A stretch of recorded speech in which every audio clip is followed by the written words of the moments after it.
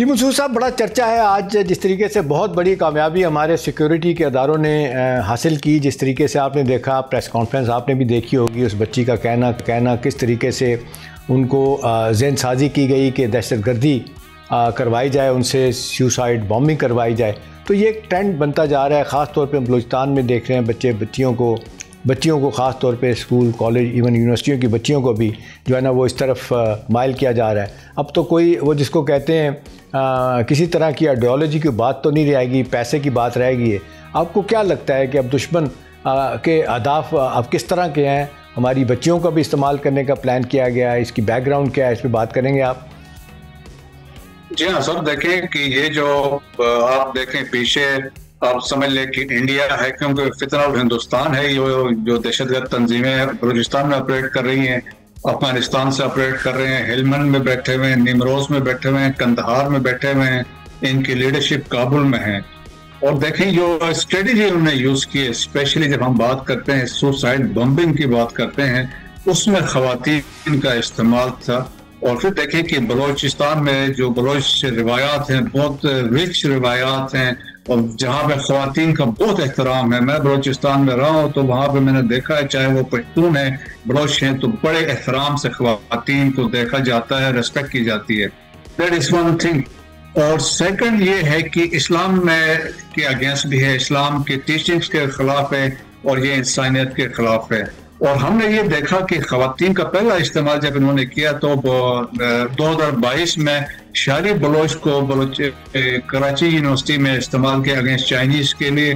اور اس کے بعد اگلے سال پھر ایک اور واقعہ ہوا، اس میں سمیہ قلندرانی تھی جو تربت میں یوز ہوئی. اور اس کے بعد جو باقی 3 جو خواتین تھی اس میں آپ دیکھیں کہ ایک نورجہاں تھی، ایک امن تھی، اور اس کے بعد ایک عدیلہ بلوچ تھی جس کے ایک پریس کانفرنس میں انہوں نے کی تھی.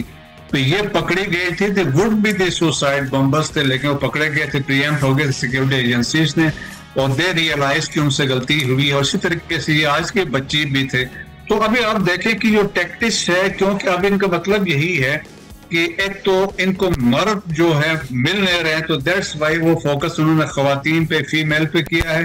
اور پھر دیکھیں جو ماڈس اپرنڈائی وہ یوز کر رہے ہیں کہ وہ آن لائن سپیسز کا استعمال کر رہے ہیں، سوشل میڈیا پلیٹ فارمز کو یوز کر رہے ہیں. اور وہاں پہ جس طریقے سے یہ بچی ٹریپ ہوئی، اور جس طریقے سے انسٹاگرام پہ پھر اس کو لیور ان کیا، اور انہوں نے پہلے اس کو آئیڈینٹیفائی کیا، اس کا فادر. میں یہی سوال پوچھنا چاہ رہا تھا کہ جو جس کا ذکر کیا ہے سوشل میڈیا اس طرح استعمال کیا جا رہا ہے، ہمارے والدین کو کیا کرنے کی ضرورت ہے، سوسائٹی کا کیا رول ہو سکتا ہے، میڈیا اس میں کتنا اپنا بھرپور رول پلے کر سکتا ہے کہ تاکہ یہ بچیوں کو دہشت گردی کے لیے استعمال نہ کیا جا سکے؟ ایک تو میڈیا جس طریقے سے آج یہ خبر آئی ہے تو اس کے بعد جس کو میڈیا نے اس کو اٹھایا تو اس طریقے سے ایکٹیویٹی اور جنریٹ ہونی چاہیے. سیکنڈ، والدین کا بڑا امپورٹنٹ رول ہے، اسپیشلی ماں باپ کا اگر وہ موجود ہیں تو ان پر بچوں پر نظر رکھنی چاہیے، کون کیا کر رہا ہے.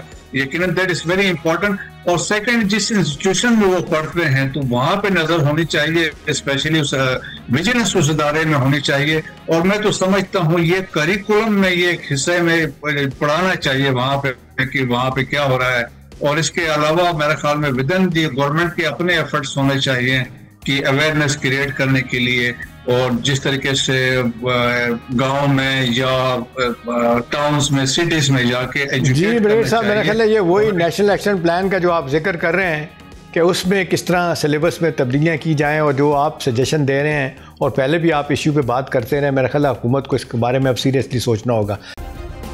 سبسکرائب کریں اور بیل دبائیں تاکہ کوئی خبر رہ نہ جائے.